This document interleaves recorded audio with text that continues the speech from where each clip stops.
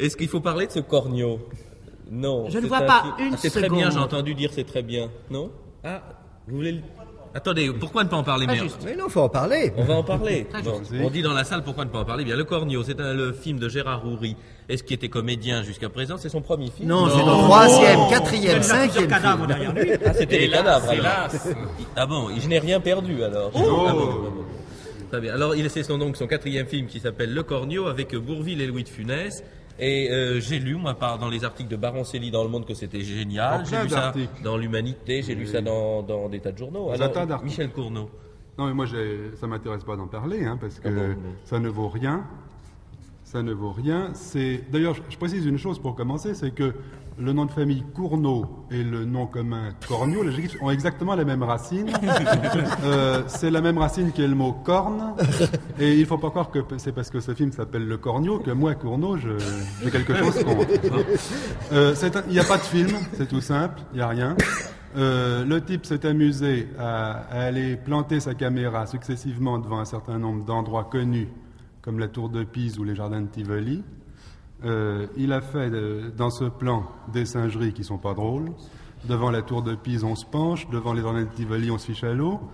Un très petit acteur, Monsieur De Funès, il fait beaucoup de singeries. Un grand acteur, à mon avis, Monsieur Bourvil, n'y fait rien. Vraiment, alors c'est la nullité pour moi, ça n'existe pas. Merci Michel Cournot, Jean-Louis Bory. Eh bien, ce n'est pas parce que Schoendoerfer est là, mais j'ai pensé, moi, à l'escalade au Vietnam. Enfin, l'actuelle, bien sûr, vous savez. Bon. D'un côté, vous avez Louis de Funès, qui fait son numéro d'écureuil cousitique. De l'autre côté, vous avez Bourvil, qui fait son numéro de Normand de Meuret. Bon. Devant Bourvil, Louis de Funès fait du sur Funès. Devant de Funès, Bourvil fait du sur Bourvil. On arrive naturellement à la catastrophe, qui est le film de Gérard Houry. Bon.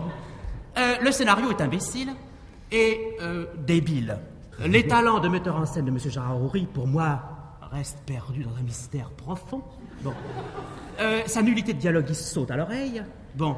Direction d'acteur, on n'en parle pas, étant donné qu'il a lancé Louis de Funès sur un rail, Bourvil sur un autre rail. De temps en temps, ça se rend compte. Je vous dis que le résultat était absolument extraordinaire.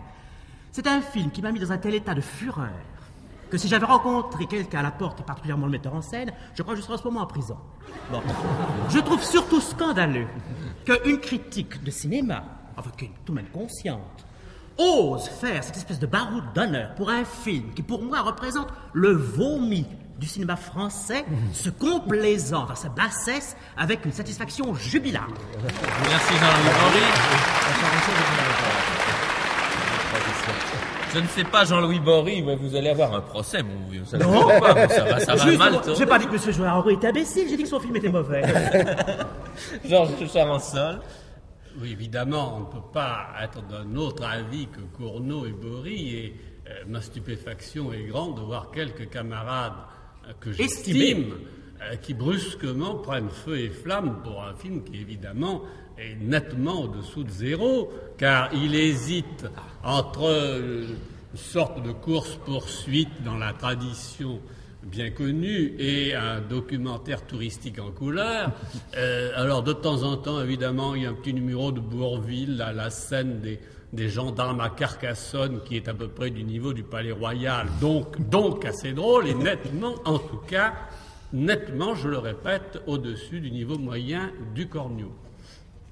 Bon, merci Georges Charansol. Georges Sadoul veut rajouter quelque chose à ce concert de louanges? Oh oui, oui, je serais aussi louangeux que tout le monde. Je dirais que c'est un film, mon Dieu, on se demande vraiment ce qui a pu plaire à certains de nos confrères.